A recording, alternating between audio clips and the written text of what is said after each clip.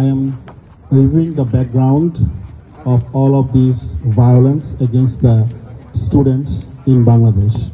The recent protests and clashes over the quota reform in government jobs have resulted in significant turmoil across Bangladesh. The sequence of events began with the High Court's ruling on June 5th, which declared the notification abolishing the freedom fighter quota illegal. This decision sparked widespread protest at Dhaka University and other universities in Bangladesh. On June 9th, students of Dhaka University held a protest rally, setting a deadline of June 30th for the government to meet their demands, threatening a full-fledged movement if ignored. On July 2nd, protesters marched from the Central Library of Dhaka University to Shahbag, where they held an hour-long blockade. The following day, similar protests occurred at several universities, including Bangladesh Agricultural University, Jahangirnagar University, Chittagong University, and Borishal University, with significant blockades on major highways and railways. The protests escalated on July 4th, with students blocking highways across the country and holding a 5-hour blockade at the Shahbag intersection in Dhaka. Despite the holiday on July 5th, protests and road blockades continued in various parts of country, including Chittagong, Khulna, and Gopalganj. On July 6th, protests and blockades persisted across universities, culminating in a call for a complete Bangla blockade. The capital was paralyzed on July 7th due to the blockade, with an announcement of indefinite class and exam boycotts at universities and colleges. On July 8th, protests and blockades continued in various parts of Dhaka and other universities, leading to the formation of a 65-member coordination team called the Anti-Discrimination Student Movement.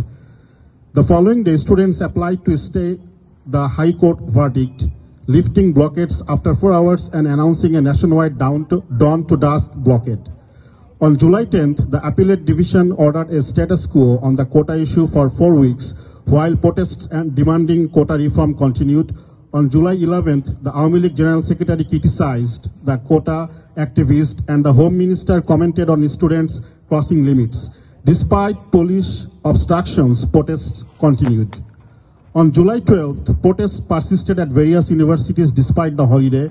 On July 13th, the announcement to submit a memorandum to the President for quota reform was made. Prime Minister Sheikh Hasina said at a press conference held at Ganobhavan, "I have nothing to do about the quota issue." She further said, after the case, the court's verdict leaves nothing for the executive branch to do. The solution must come from the court.